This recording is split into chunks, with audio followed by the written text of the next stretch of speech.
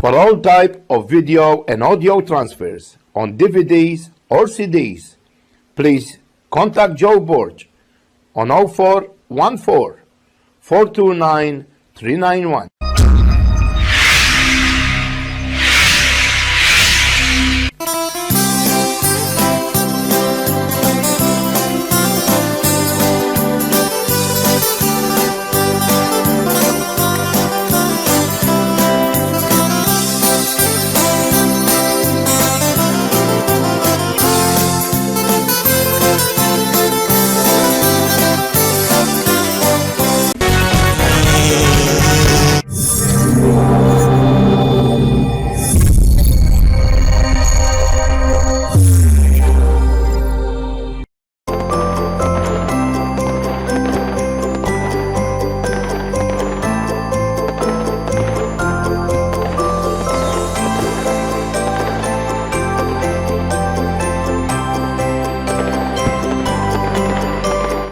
Good day, Maltosi Show. I'm Joe Borch and I'm going to be with you for another week, and I trust that you're going to enjoy the show. Sunday, we're going to have bingo at the Hamroom Club, 100 Jackson Street, Marsden Park. We're going to have free muffins, coffee, or tea, and we have 15 games, and you win good prizes, which is money. So, all electronically, computerized. So when you come, enjoy playing the games and you win some money. Who knows? See you at 3:30.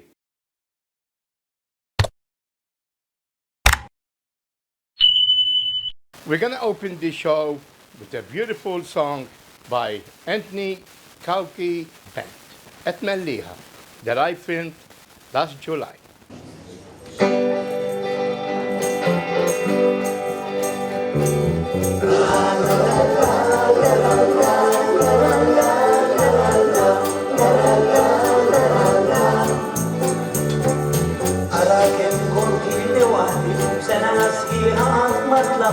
صديش تخرج بيه أنا بشام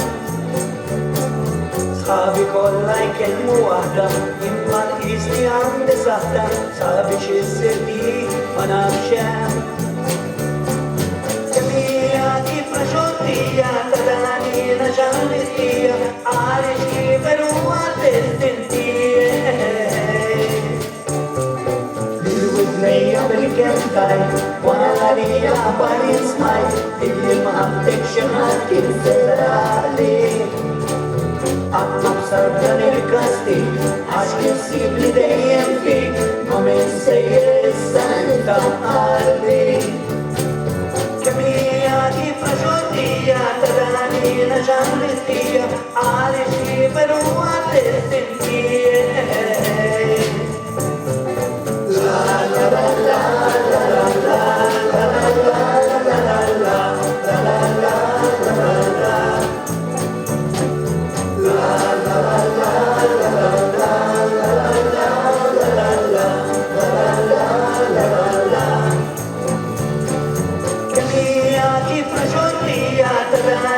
جمتية عالش كيف الوقت التنتيه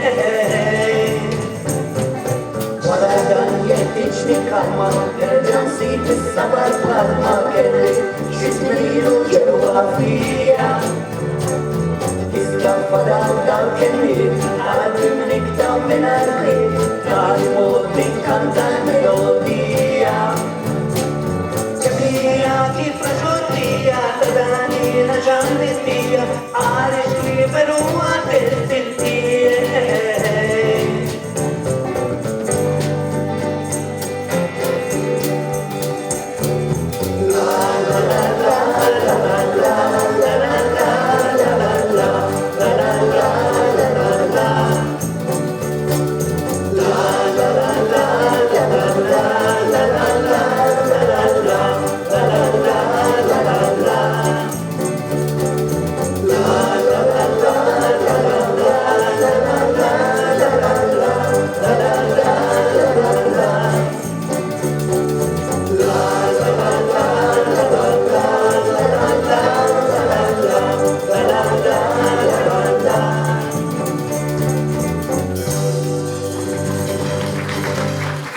That's it. We continue with the casino, the club. Topic about the drugs. Your host, John Malia. Li huma l-mimmi tajnejja. Tajjeb, u jena ktiġi uħti u tajdli qed jilab futbol tażek, jgħat gowler bħalissa, neċita ruħi, ma naħsibx li neċita ruħi tajdli, isma, ħallejtu jażel ta' nixtieq li jibda esperimenta f'xi sustanzi, ma naħsibx li l-eċitament ħajkun l-istess, u naħseb ikolli inkwit kbir fil-ħajja tiegħi. U għaliex ngħidilhom hekk it-tfal tiegħi, Ġon, ngħidilhom hekk għax naf, tajjeb li bħalma l-kannabis jew sustanzi oħrajn għenu l-daw l-adolescenti biex temporanjament iva jħossu ma maħjar, tajjeb, għaliex id-droga taħdem, dik hija l-problema tagħha li taħdem u taħdem sew, ħafna, tajjeb, imma fil-verità il-problema ta' ġewwa l-ansjetà minn fejn ġejja jew nkella dik it-trauma kif tiddilja magħha, dik ma tgħidx każa. So you can Għati hide. messaġġ ħażin ġalluka li jgħid lill-pubbliku il-Malta tgħidilhom droga le. Mhux idea tajba. Jekk għandek l-ansjetà, mhux id-droga hija tweġiba, mura mill-terapija, mura minn fejn ġejja dik it-trauma. Inti droga le. għandek resilient tools ukoll biex anka jekk persuna tażel li tuża ċertu drogi ma jfissirx li ħatimxi għal dipendenza. Issa f'dal każ ta' tfal ta' 13-il sena huwa inkwetanti ferm għaliex ħafna drabi mela mhux ġast għandek l-użu tal-kannabis, għandek l-użu tan-nikotina u forsi għandek l-użu ta' alkohol ukoll. Li inti jkollok tfal ta' 13 sena li Dik hija problematika għalik. li qegħdin jużaw b'mod il-ħin kollu kif qed tgħid inti 10 gramma kuljum huwa kwajt konsiderevoli alla volja skont it-THC levels, jiġifieri dik Mhux hekk importanti għax jekk inti għandek THC levels taħt Ma titkellmu fuq 5%. tfal ta' 13-14 sena Xorta, eżatt, l-ebda Għanna tibta. ċentri bl-adolescenti, Ġifiri, ġifiri. pero ma ninsewx li l-adolescenza huwa żmien fej persuna ħafna drabi tagħmel tesperimenta mhux biss l-użu ta' sustanzi manka relazzjonijiet. Jiġifieri hemmhekk fejn tibda inti jkollok l-ewwel boyfriend, l-ewwel girlfriend, jiġifieri ma jfissirx li wieħed qed jippromovi ċertu behaviors imma tajjeb li nkunu aware li that is a time you experiment with different. Mela, għandna l-Miguel li ilu hemmhekk pazjentament jistenna. Miguel, bil-affarijiet li smajt, hekk daw l-aħħar 10 minuti, nixtieq naqra r-rispons tiegħek. Nibda billi ngħid naħseb li kieku għaddiet kwart milli għaddiet il-mamma tiegħi bl-affarijiet li għamilt jien fil-ħajja tiegħi naħseb tifhimha differenti. Jien llum il-ġurnata għandi 45 sena, dħalt l-ewwel darba l-Caritas ta' 18-il sena.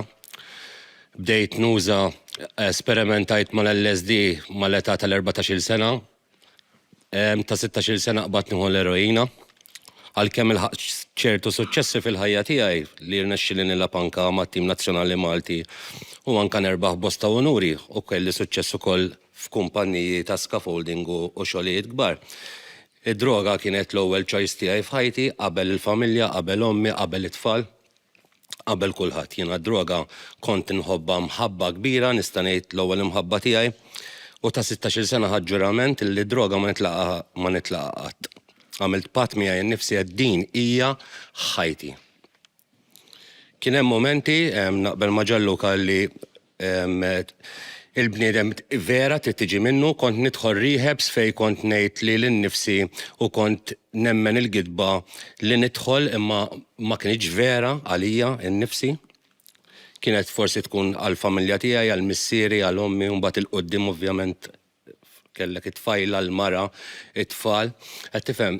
Bajt karkarbija, inti di problema ta' droga. Isa problema l-ewwel qabel kollox biex ma tfallex klim ħafna. Isa problema kbira, meta tara l-affarijiet li għaddejt minnhom, mod speċjali l-familja tiegħi,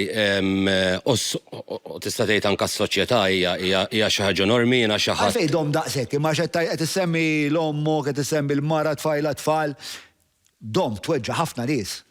Letteralment laqas kien jinteressani il-min qed iweġġa, kien hemm ċertu momenti għalkemm kont imdejja, ovvjament tul iż-żmien l-addiction tiegħi kibret b'mod drastika fej l-onet kelli ħafna riżorsi u finanzi li jiena stajt nabbuża iktar bis-salvaġġ allura tista' tgħid kont tagħmel il-jieli twal nabbuża mill-crack cocaine. Iktar minn hekk kont tista' tgħid illi laqqas kont qed ngħix fil-verità u kont qed inkun taħ ħsara kbira kemm għalija u kemm ta' madwari. Domt 25 sena tista' tgħid nilab tiela u nieżel b'dil problema tal-addiction. X'inhi l-iktar ħaġa f'dik il-25 sena li dispjaċik li għamilta? Li ħadd id-droga fil-verità. Illum il-ġurnata jiena zero tolerance. Meta nħares lura u smajt il-ħabib tiegħi jitkellem kieku ndur lura jiena żgur ma nipprovax nesperimenta ma' droga. Ħadet li wisq, tlift wisq, jiena nista' ngħidlek jiena l-papa tiegħi ilu mejjed 10 snin ilu dak it-telefon daq, jiena kont qed impejjeb il-crack cocaine u għażilt li ma nirrispondix dak it-telefon. Daw affarijiet illi inġorrom miegħi illum il-ġurnata. Onestament qed ngħidlek, illum il-ġurnata kbirt minnhom, jiena bniedem differenti, ili 6 snin clean, ma nesperimentax, ma nieħux chances, ma nixrobx, ma npejjibx, illum il-ħajja hija differenti, però li laqqas l-ikbar għadu tiegħi ma rridu jgħaddi minn dak li għaddejt jien naħseb wara l Kemm dom tiġġora miegħek? Inġor bħal xi. Di li ma weġibx it-telefon tal-papaw. Domt, kelli, bażikament, tista' tgħid illi ilha 10 snin, però dal-aħħar 3 snin nista' ngħid illi ġibt saħħti lura minna, kienet tibqa' tferfer ġo fija, jiena l-papa kien xi ħaġa kbira fil-ħajja tiegħi. X'kien jgħidlek meta kien ħaj il-papa x'kien jgħidlek fuq il-problema ta' krek li kellek? Il-papa ma kienx jammettiha miegħu innifsu, kien jaf li hija vera, però l-imħabba tiegħu illum inħares liha ħabni fl-istess ħin tani the wrong love. Tani dak kollu li xtaq, tani dejjem tani r-raġun f'dak li nagħmel, ġifieri l-imħabba tiegħu, l-imħabba tal-missier ġieli illum noqgħod attent ħafna minna jiena li l-ulied intihom dik l-imħabba vera, mhux l-imħabba. X'inhi l-imħabba vera? L-imħabba vera hija li tkun hemm għalihom, li torihom, li tgħidilhom x'inhu t-tajjeb, x'inhu l-ħażin, tarrafhom, x'inhu huma s-sitwazzjonijiet li jistgħu jġibuk u tedukom f'dawk l-affarijiet li tista' tagħmel. Però hawnhekk konna qed nitkellmu fuq id-dipendenza, mhux fuq l-użu ta' drogi. Ġifieri di xi ħaġa. Dipendenza, ma eżatt, u qed jgħid li il-crack kellek dipendenza, sa bdejt bluzu, bdejt esperimenta. Bdejt nesperimenta. U hemmhekk ukoll qed nifhmu li ħafna drabi biex inti tissostni dipendenza irid ikollok ammont sostanzjali ta' riżorsi. Ġifieri li hemm pożittiv minn din l-istorja u thank you ħafna tal-li qsamt magħna għax nifhem li mhux faċli titkellem fuq dawn l-affarijiet, huwa li sibt l-għajnuna f'dal każ fil-Caritas meta inti ħassejt li għandek bżonn l-għajnuna. Il-problema tiġi meta aħna kieku batna l-pulizija u forsi weħilt il-ħabs, jew għamil snin twal tilgħu nieżel qorti.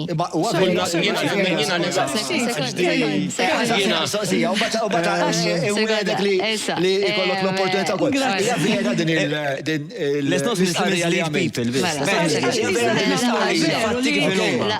kollha interessanti ħafna l-affarijiet li għad. Ħassasik xaġa fuq li għad tissa. Inti għad illi biex ikollok dipendenza, irid ikollok ċertu ammont ta' flus. Le. Dik hija. Le, mhux hekk qed li dipendenza ħafna drabi biex issostnija irid ikollok numru sostanzjali ta' riżorsi. U kważi meta jkollok dipendenza u ma jkollokx numru sostanzjali ta' riżorsi, tispiċat mantni dipendenza x'id-dipendenza tieħdok u mbagħad tagħmel xi ħaġa bħal m'għamel metni. Fej il-familjari ħafna drabi batu għax meta inti għandek problemi diġà finanzjarji u għandek persuna li qed issostni l-crack li hija xi ħaġa very expensive. Ma tista' tkun eroina li hija inqas expensive. Xorta x'hekk inti qed tikkonsma ammonti kuljum sostanzjali, mela inti għandek taxxa kuljum. Mela, Marika xi xtaqtajt? Jiena bir-rispett lej Karin u għandi rispett ħafna lej Karin imma ma naqbilx kif tippreżenta s-suġġett, bir-rispett kollu lejk. Ma jimpurtax. Għax qed titkellem dwar il-persuna. Issa qed tippreżentanna niċċa li għandek post fejn nista' nieħdok biex toqgħod tieħu gost. Imma Miguel huwa persuna li qed jagħtina storja li huwa dipendenti. Xi darba darba Miguel beda b'dik id-darba. Daw id-drug consumption rooms mhumiex post ta' divertiment, ġifieri dik forsi li ma spjegajx. Qed naqbel miegħek jiena kieku Miguel, hemmhekk qed naqbel ma. Fuq li qed tgħid Inti kif Marika. qed tgħid fuq Miguel, qed tgħid imma Miguel dipendenti hu, ġifieri hemmhekk naqbel kieku kellu dik l-għajnuna li qed toffri inti min tisek qed tgħid innoltre minn hekk. Aħna nistgħu nbijawha differenti, ta' tista' ma ssirx dipendenti, isna qed inħoss. Iżgur li tista' ma ssirx dipendenti. Dik jiena U inti nixtieq għandek perċentwal kbir ta' nies li jużaw sustanzi Ma differenti. worth it, il-cost benefit riskju. analysis tiegħek. Issa. Meta tisma' storja bħal traġika, dik hija storja traġika. Meta tisma' storja bħal dik, worth it li il-messaġġ li ngħaddu li isma' provhom id-drogi. Jista' jkun issir dipendenti, jista' jkun taħt xi 25 sena ta' ħajtek u jista' jkun iċemplulek biex jgħidulek lil papà qed imut u ħadd tkun plit perjeb il-pipa. Però jista' jkun ukoll tuħu ħafna baż. Arani issa. Look at me now. With a special guest, the legend, Tony Camilleri, Tannej. Li ħanħalli warajja, daw il-mużika l-ikbar achievement tiegħi li huwa kif ħajftakruni n-nies ma ma kunx qiegħed hawn iżjed. Jgħidu di kienet l-annejt tixtana puti kanzunetta ta' Tony Camilleri. Bħalma niftakru f'kantanti oħrajn. Enzo Guzman, per eżempju. Meta tħares lura u tara l-mużika kif inbidlet, ix-xena mużikali kif inbidlet, ikollok nostalġija. Jiena kont ħad deċiżjoni da sena u nofsilu meta ħarġet il-COVID, il-kontratti kollha li kellna kollha spiċċaw, qabel il-miliet, kontratti deħlin, muliet, l-ewwel tas-sena, ġimgħa fully booked. Bada waħda, cancelled. U dak iż-żmien kelli xi 73, għax jien għandi żmien ta' Mela kemm għandek żmien? 75. Alla jbirkek. 75, prosi. Prova nagħmel il-kalkoli malajru. Il-vuċi għadha hemmhekk, il-kitarra għadha xejn, samma swaba xorda dom jaħdmu ġifieri. Imma mhux li noħroġ bħala xogħol li nixtieq li nibqa' kuntatt man-nies permezz tat-television, tar-radio, programmi u hekk. Imma ma rridx nerġa' ngħidu bħala xogħol li tkun bil-lej u imma llum il-ġurnata għandna bands tajbin ħafna. Per eżempju, is-sistema ta' tiġijiet spiċċat minn kif kienet li kien ikollok kantantu banda. Naħna banda jew orkestrini jew orkestra. U jagħmellek is-serata kollha. Mela l-ewwel jiġi kantantu jgħid bil-kitarra jemlilek sakemm jitlu n-nies. Illum inbidel kollox. Inbidel kollox. Anke prezzijiet inbidlu. Tony, meta tħares lej il-mera, x'tara? Il-min tara? Ħanajlek, jiena meta kien hemm il-bistru tal-Covid għaddet minn momenti daqsxejn ħżiena. Bħalma dew ħafna nies oħra. Problemi mentali li tibda tħares lej il-mera u tajt da mhux jien. Ma narafx li l-nifsi. Ma l-ġurnata nħares lej il-mera ma ngħidx x'ġisem fini. Ma ngħid tajt xi ħaġa li poplu Malti, il-mużika Maltija. Tajta s-saxħa. Fl-imħamba gruppi oħra bħal Greenfields, per eżempju, konna fil-bidunet aħna. Għalija intom ikoni, għalija meta tħares lura u tgħid dan huwa dawn huma il-kolonni tal-mużika Maltija, kważi folklor, mhux vera. U dawn huma l-kanzunetti li ħajqgħu għal dejjem. Ħajkun hemm ħafna kanzunetti u diski li ħajjoħorġu u jintesew. Imma daw tant daħlu, mitiċi. Tant daħlu fil-moħħ tal-Maltin li anke tara tfal żgħar. Tgħidilhom tafa di tfittix dan nepoti hija nafa. Għax kantaw ilhom il-mama tagħha, il-mama tagħha kantat il-mama tagħha u daw ħajjibqgħu il-bażi tal-mużika folk. Kanzunetti illi meta tismagħhom bil-fors ikollok tbissima fuq wiċċek. Enerġija sabiħa pożittiva li wara kollox hija dak l-emozzjoni tistik il-mużika u ġvera li tagħti pjaċir, li tagħti gost, li tagħtik emozzjoni. Meta nispiċċa kull kanzunetta, dal-aħħar ġiri kont jgħat hemmhekk, stiduni u li ma titlax tkanta erba' u dan u batt il-kitarra u ħassejt sodisfazzjon. Imma there comes a time li tajt daqshekk. Tweġġak u tweġġa ħafna. Imma kemm l-età li n-nies li nixtieqhom jiftakruni jien. Mhux kif kont 30 sena ilu, jiftakruni bħala Tony Camilleri, nintaq ma' ħafna nies. Illum ġrat li mort nixtri ġo supermarket u qed nara daw it-tfajliet qed ħarsu lejja u bdiet tagħmilha imma dak il-vuċi tiegħu ta' Kotli Mesberitta hekk. Għadtilha u mbagħad saqsietni qalt li inti Tony Camilleri għadtilha. Għadlex mill-vuċi għadtek.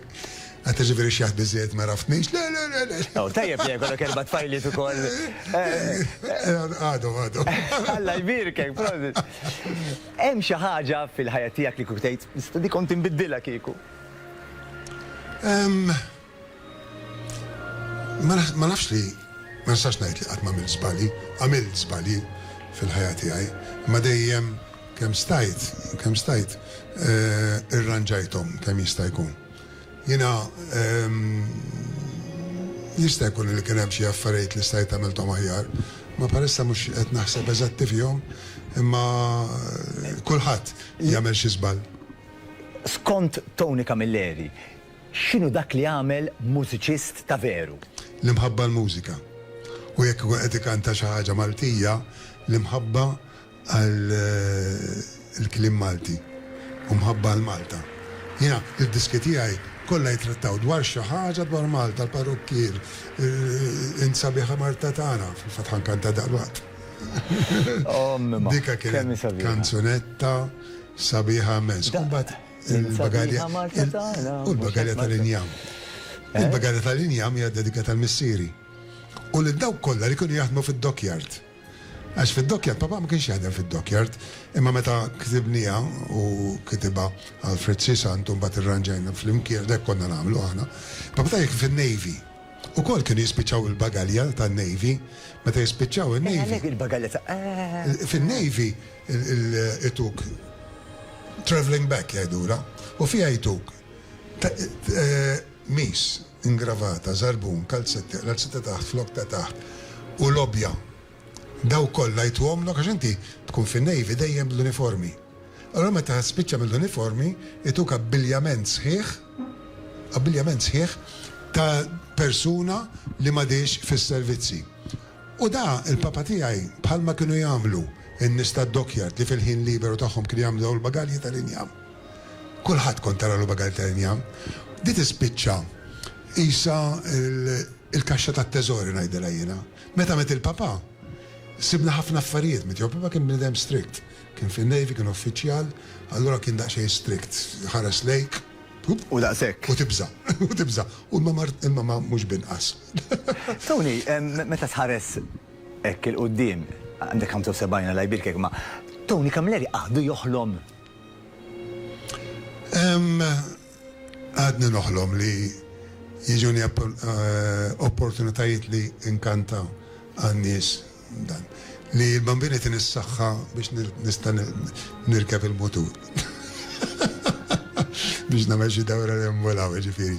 Importanti li kollok is-saħħa. Sissa, grazzja talla, il-bambin semani u nħossni li għadni għalkemm għandi let-downs tiegħi. Ġifiri, dik li għad nixtieq nagħmel. Kanzunetta li l-iktar waħda li toġbok fid-dinja ngħidu aħna hekk. Kieku kellek tisma' l-aħħar kanzunetta tgħid diħa nisma'. Bħala kanzunetta Maltija, ovvjament, hija l-bagalja tal-injam. Fakkarna ħafna f'missieri. Kanzunetta internazzjonali, Orinoco Flow. Lay down. Ħanisma' ħafti? Ma niftakarix kollha ta'. Orinoco Flow kanzunetta sabiħa ħafna. Palissa ma nistax niftakar, ma kienet kanzunetta li ġrit warajja. Kull fejn imur nismaħħa u kull fejn imur tiġri ħaġa differenti. Mhux kollha stajda mlok. Le, all right. Nirrispettaw il-privatezza tiegħek. Ton, ħajkonna nagħlqu dal-waqt din intervista. Ħafna żgħażagħ qed jarawk, ħafna żgħażagħ li aspiraw ikunu wkoll ta' suċċess bħalma inti kont il-karriera tiegħek. X'inhu l-parir li Tony Camilleri jagħti liż-żgħażagħ Maltin Mawċin? L-umanati il-parir huwa lill-ommijiet u l-missirijiet. Jekk għandkom xi tifel jew tifla li qed turi interess biex titgħallem il-mużika, all right? Ħuduh dak l-interess ħudu ħsieb li toħduhom għand nies professjonali biex jalmuhom.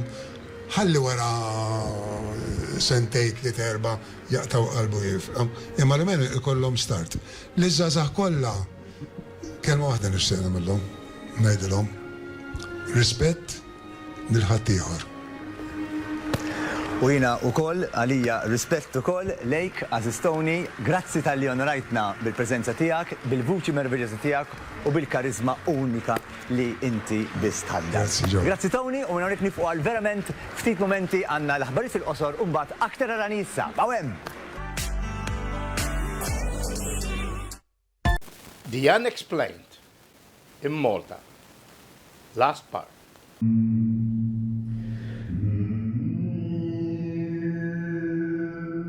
It's extraordinary. It's like being inside of a bell. Those vibrations are felt inside your body. You feel it in your tissue, you feel it in your bones. You can raise the hair off the back of your neck. Imagine going there to this dark and spooky underground place 5,000 years ago with this weird, eerie sound going on around you and knowing that there are bones and the whole thing is creeping out. It clearly was some sort of ritual activity went on there.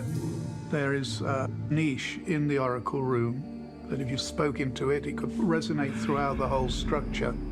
So some thought it was significant that a priest might have intoned into it. A voice that was booming voice would go through the whole hypogeum, like a god.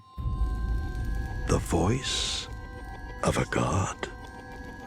Those who have visited the Malta Hypogeum describe it as feeling like a descent into the underworld.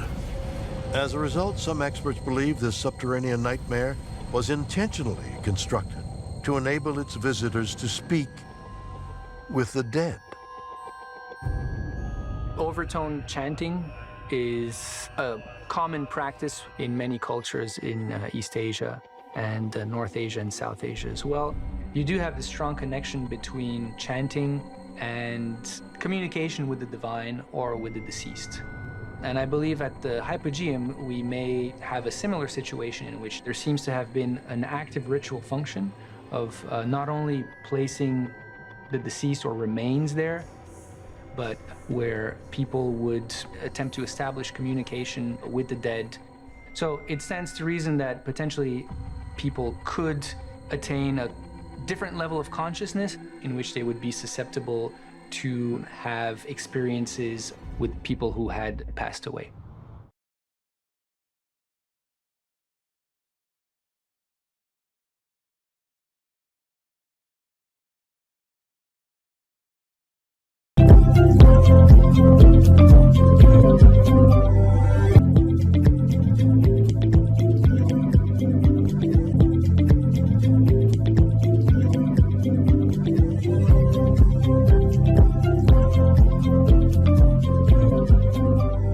For all type of video and audio transfers on DVDs or CDs, please contact Joe Borch on 0414 429 391. The great conclusive of the late Pope Benedict story. And then, over time, become Monsignori, bishops, and sometimes even cardinals. As the conclave neared, the Gamarelli tailors proudly exhibited in their shop windows the robes that would soon hang in the Hall of Tears, awaiting the new leader of the Roman Catholic Church. Since the earliest times of Christianity, the Pope has been both a political and spiritual leader. When a Pope dies, the Camerlengo removes from the deceased pontiff's hand the papal sign of office, the fisherman's ring, and smashes it along with the seal of office. In 2013, Cardinal Tarcisio Bertone was the all-powerful Vatican Secretary of State and Camerlengo. It was he who personally placed the seals on the papal apartments. Fabrizio Mastrofini is a journalist at Vatican Radio and keen Vatican watcher. The seals were placed on the papal apartments on the third floor of the Apostolic Palace. but not at Castel Gandolfo, because the Pope Emeritus Benedict XVI went to stay at Castel Gandolfo. È andato a Castel Gandolfo. Benedict's resignation would be the first of many departures from tradition in the coming weeks. We've already had one massive shock. I mean, nobody saw Benedict XVI's resignation coming. We now live in a world in which everything seems a little more possible. The tradition of electing a pope goes back to the very origins of Christianity in the Roman Empire. Shutting away cardinals to elect a pope secretly is a consequence of 1,000 years of power struggles between political and spiritual leaders. The first Christian missionary to Rome was St. Peter the Apostle. For 300 years, the Christians in Rome remained united under a local leader elected by his followers. In 313, Emperor Constantine legalized Christianity, and the bishops of Rome gained political power. The Church survived the fall of the Roman Empire, and in the centuries that followed, the popes became cultural and political powerhouses. As God's representatives on earth, popes could make or break kingdoms and empires. Having a pope who could confer divine authority on kings and emperors was vital to medieval society. In order to avoid outside influence during the election, cardinals would be physically isolated, sometimes even locked up, hence the word conclave, from the Latin cum clave, with a key. Elections were held wherever a pope died, and 5 times they took place in Perugia, a city close to Rome. It was here that a divided college of cardinals elected an obscure and saintly monk to become pope. In Perugia, in a Perugian conclave in 1294, the hermit Pietro Morone of Isernia was where he was born, was elected pope, and he took the name Celestine V.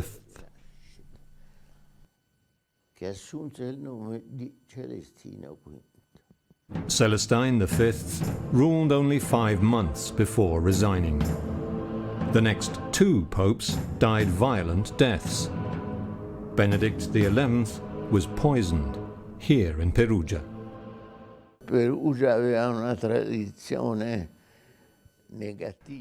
Perugia had a bad reputation for this because they would often use a poison, lead acetate, called Perugia water, which was anything but water.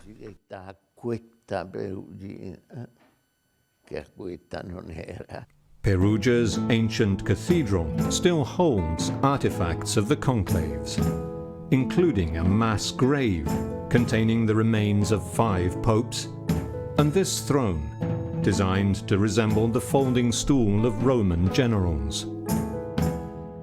The last conclave held here brought disaster to the Church. The new pope was French and moved the Holy See to Avignon in France.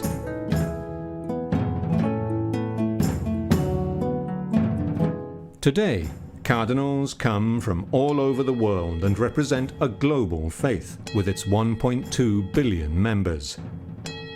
But for 2,000 years, they were mostly Italians who acted as the closest aides to the Bishop of Rome. Today, the Church's global reach is paired with the ancient traditions of the past, when each cardinal is asked to preside over a local church in Rome. The reason why you're an elector is because you're a parish priest in Rome. In the old church, in the ancient church, the Bishop of Rome was elected by the parish priests. And so that custom continues, that when you're made a cardinal, you're given a church in Rome to be the titular parish priest. And so there's a sense in which the first aim of the cardinals is not we're electing a pope, but we're electing the Bishop of Rome. It is only rare that the cardinals from across the globe return to the church they have been assigned to in Rome. But on March the 10th, 2013, the cardinals exceptionally said masses in these churches, offering a rare public glimpse of the men who were about to disappear into the Sistine Chapel to elect a pope.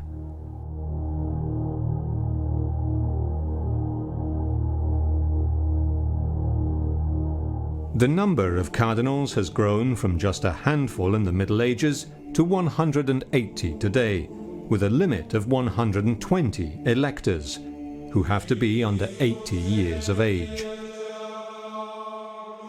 These ancient engravings show the whole process of papal election, from the passing of the Pope to the election of a new one. The cardinals were required to sleep in cubicles close to the conclave hall, until Pope John Paul II had a hostel built for them inside the Vatican walls. As cardinals gathered in Rome, the Church faced its worst crisis in decades and had to address huge problems, including pedophilia, the Vatican Bank, and infighting within the Vatican government, known as the Curia. During the congregations, they call them, the meetings that took place at the cardinals, all the cardinals, for nearly a week, every morning we were speaking, and cardinals were speaking very openly, very honestly about what the challenges facing the Church, but the qualities needed in the new Pope. The North American delegation called for greater transparency and began holding daily press briefings. And our bishops are expected not merely to do TV and print interviews, but to be on Twitter and to be on Facebook and to be sort of ubiquitous. I mean, there's a sense in which they're not only shepherds of souls, but they're media celebrities. They are the National Bishops' Conference that has done the best job of making their cardinals available to the press. They're organizing briefings here at the North American College to sort of feed the beast.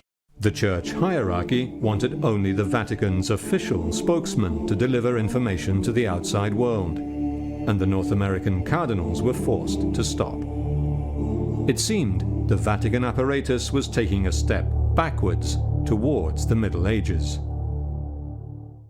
The need emerged for there to be better communications between the Holy See, that is to say, the Church in Rome, and the cardinals out of Rome. E I cardinali che sono fuori Roma.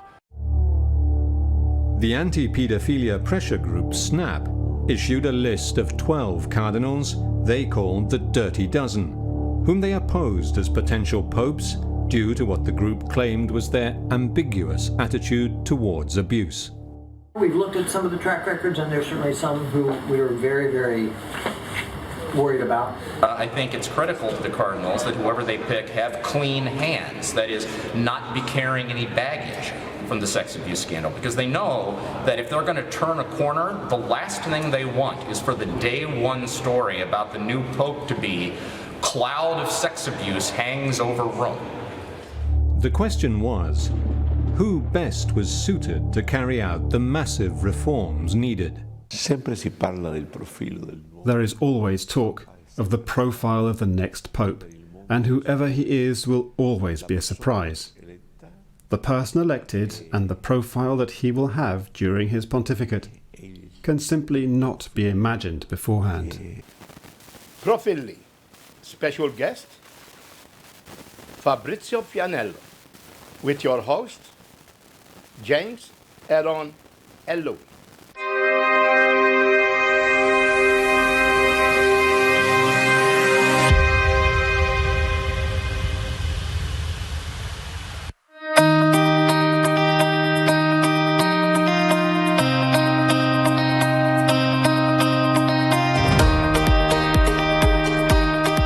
Għal-profili tal-lum se jkollna kantant li huwa popolari ferm f'pajjiżna f'Malta u f'Għawdex iżda popolari wkoll u għamel suċċess il-bot minn ġtutna. Se jkun il-segwu servizz ħlejju dwar il-profil u mbagħad minnu fih tibda id-diskussjoni.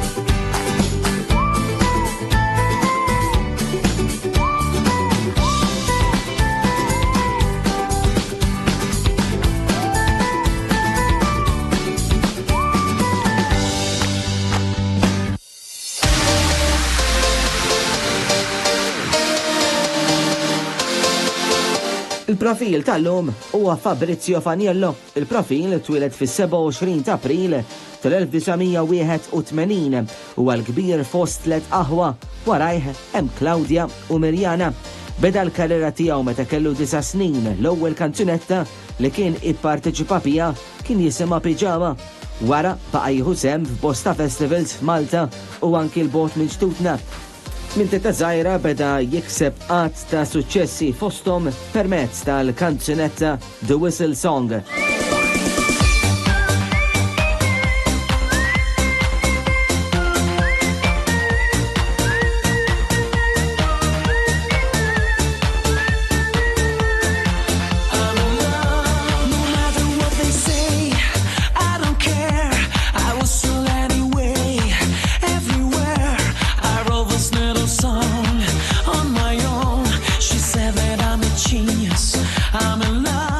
Ħasem darbtejn fil-Eurovision Song Contest l-ewwel darba fl-2001 b'Another Summer Night u fl-2006 bil-kanzunetta I Do.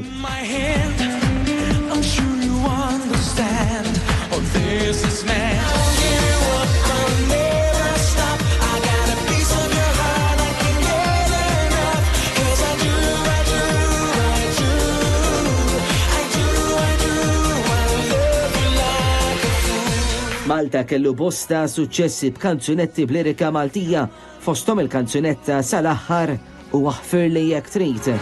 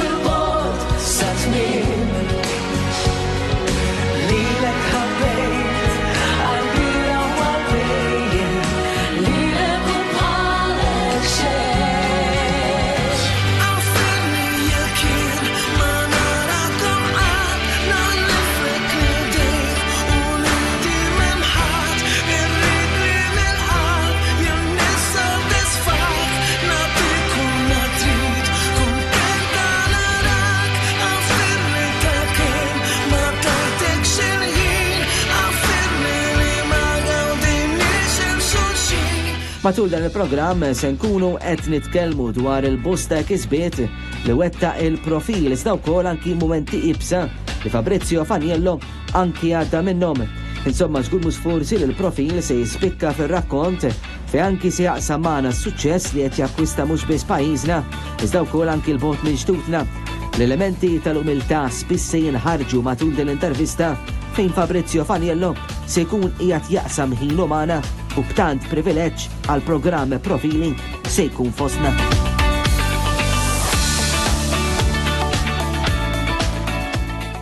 Wara dak is-servizz dwar il-profili nifsu s-semija James Aronellu u l-inaqat Fabrizio Faniello. Sellimlek. Sellimlek buonasera.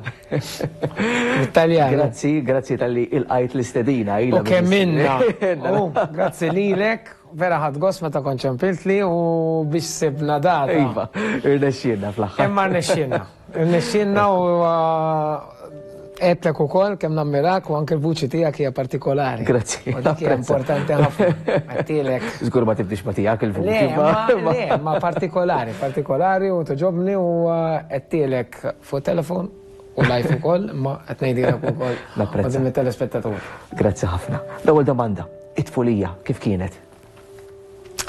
Mela, t-tfulija tijaj kienet mux Malta, essaċ, għalix il-papa kien jisifer, kien jaħdem ma' kumpanija taljana, barra minn Malta. Dak iż-żmien kienet it-Turkija. Allura jisni għamilt, konna niġu Malta ta' u konna mmorru anki l-Italja. Ma jisni għamilt minn wan sa l-axħar berde li għamilt, naħseb għamilt u emmek 7. So niftakar kon vera mqarrib.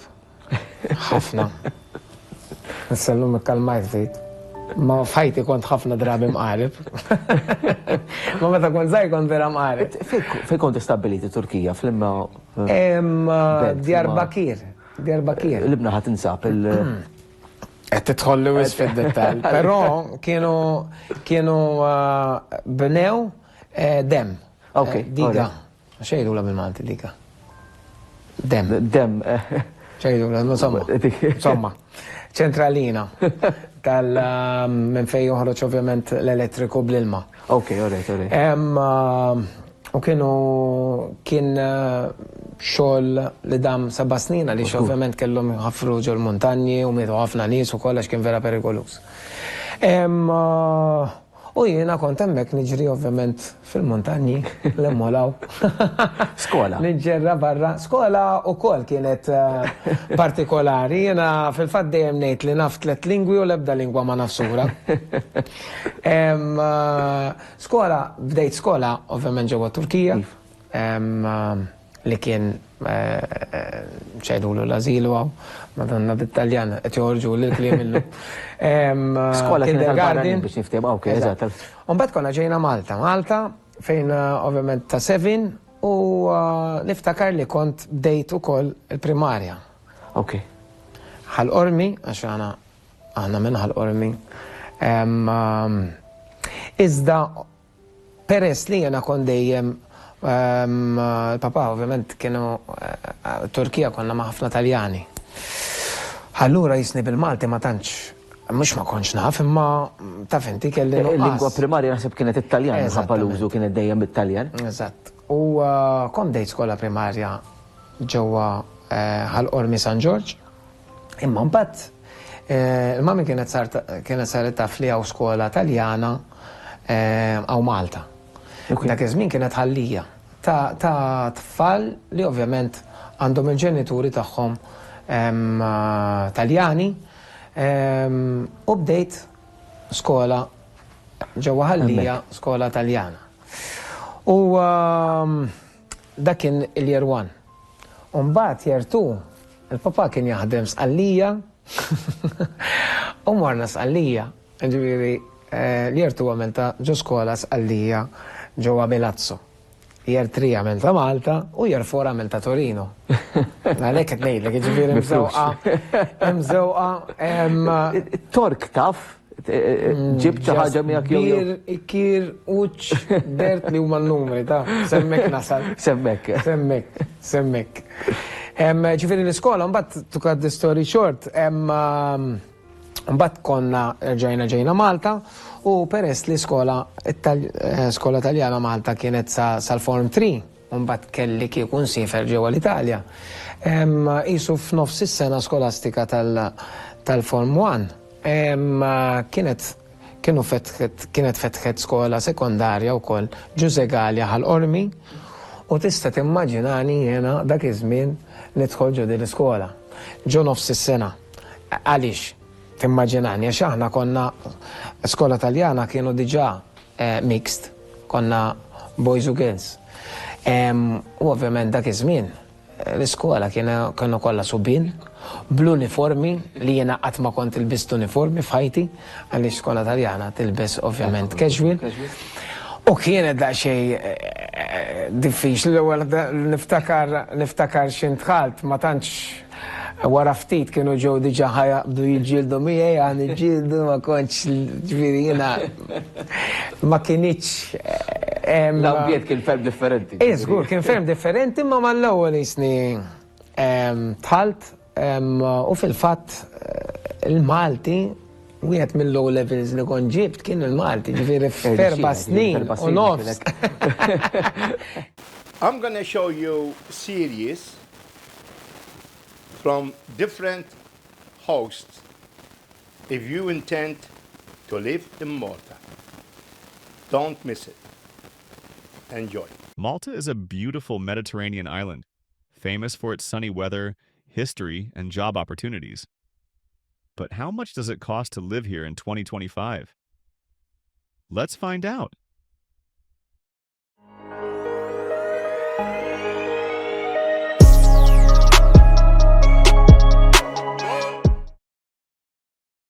Hi, my name is Antonio. I live in Malta, and I'm originally from a third country nation. I work in the gaming industry and love helping people who are planning to move here. Today, I'll talk about one of the most important things you need to know: cost of living in Malta. Starting with housing cost. Everything I share here is based on my personal experience. If you have a different opinion or experience, feel free to share it in the comments below. When you move to Malta, it's important to understand how much housing will cost. Let me explain it step by step. Shared room in a shared apartment. If your budget is between 300 and 450 euros, you can rent a shared room in a shared apartment. Popular areas for this are Sliema or St. Julian's. These places are close to the sea and have lots of restaurants and shops. If you want more privacy, you can rent a private room. In popular areas, this might cost between 450 euros and 750 euros. In areas farther from the city center, such as St. Paul's Bay, Birkirkara, and Msida, you can find cheaper private rooms ranging from 300 to 450 euros. Living alone, apartment rental. If you prefer to live alone, you will need a bigger budget. For apartments outside the main city areas, prices start at 750 euros. If you want to rent a full apartment in the center, it will cost at least 1,000 euros. What's included in the rent? Some landlords include utilities, electricity, water, internet, in the rent, but it's not always the case. Utility costs can add 40 to 100 euros per month for a small apartment. Always clarify this when negotiating. Furnished versus unfurnished apartments. Furnished apartments. Most apartments in Malta come fully furnished, which is convenient for expats. However, check the condition of the furniture before signing a lease. Unfurnished apartments. Rare but usually cheaper, great if you plan to stay long-term and bring your own furniture. This information is based on my experience. Your costs might be different depending on where you look or what kind of apartment you choose. Always compare prices before making a decision. And remember, I'd love to hear your thoughts in the comments below. Here is the table with the values organized clearly and simply. Transportation cost.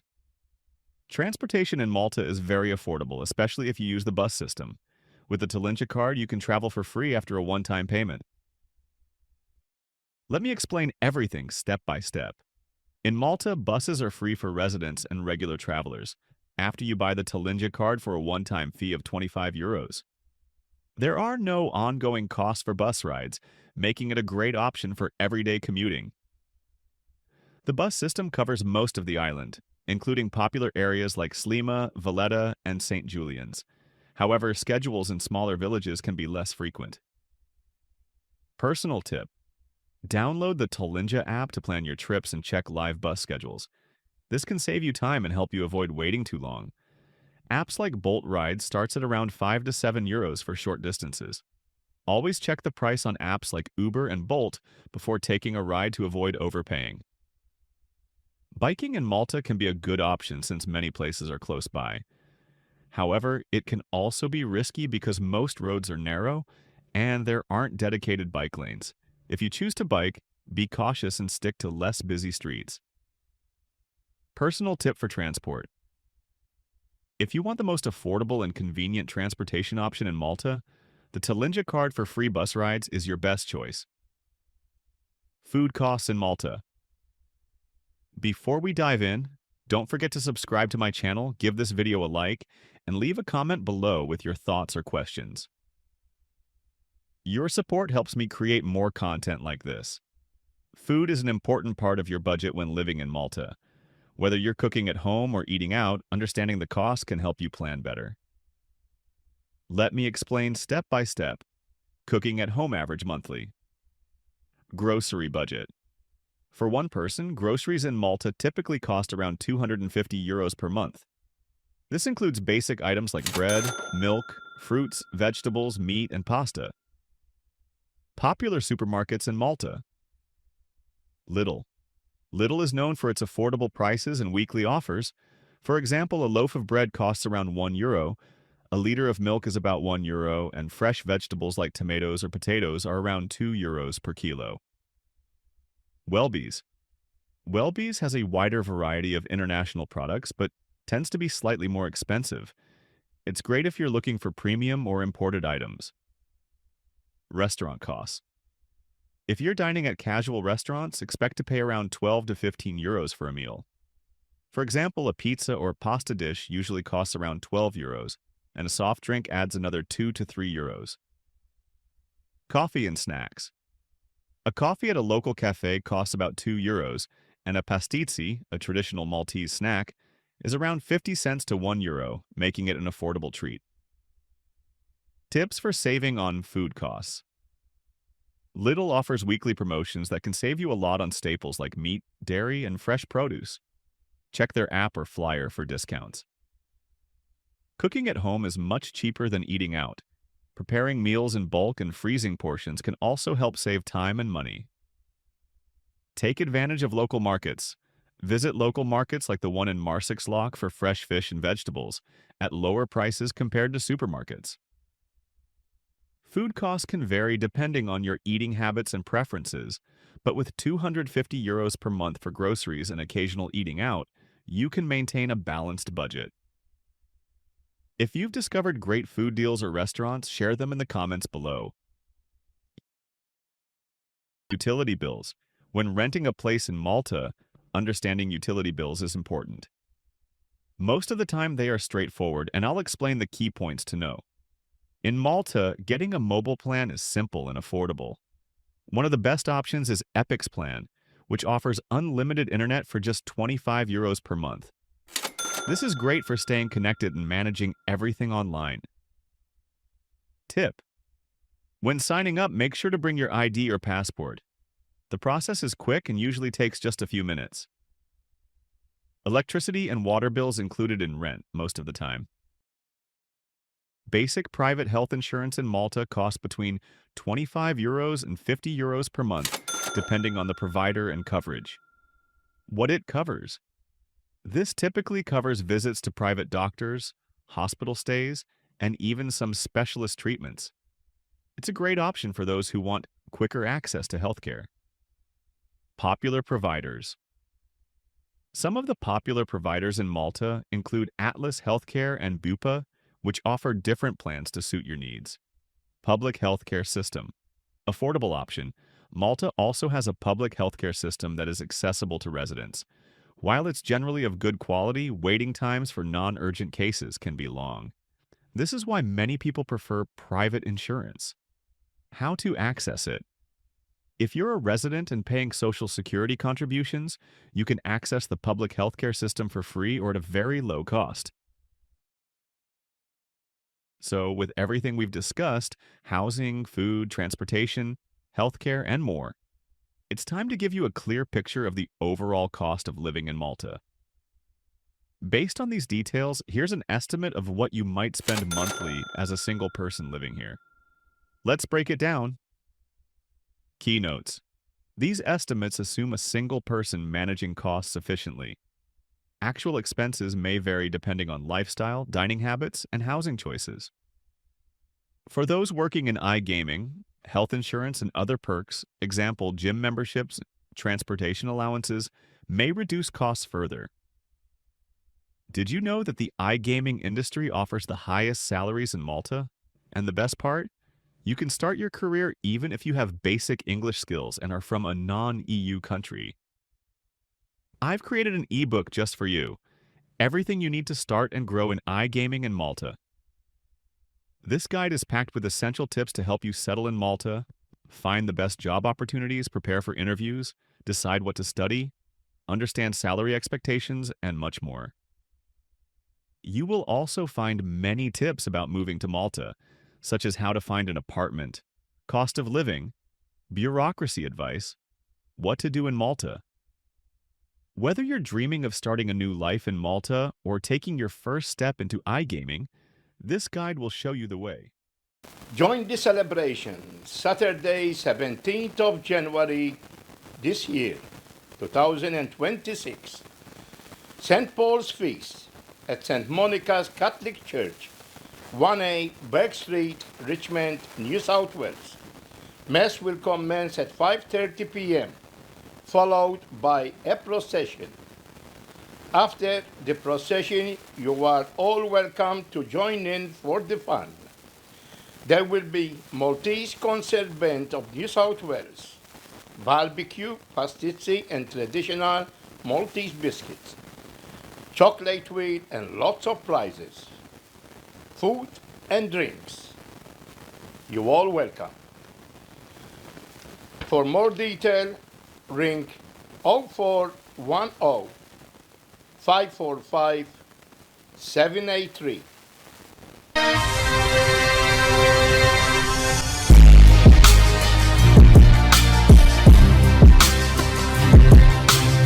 Sunday, we're gonna have bingo at the Hamrun Club, 100 Jackson Street, Marsden Park.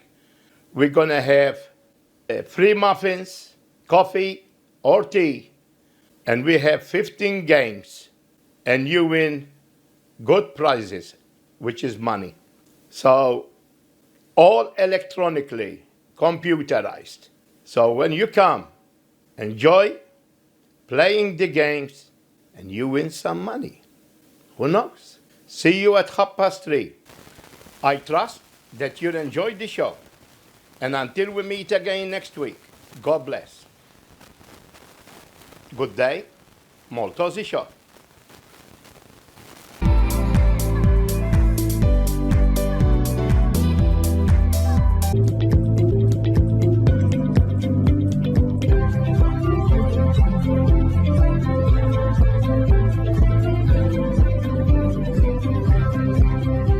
For all type of video and audio transfers on DVDs or CDs, please contact Joe Borg on 0414 429 391.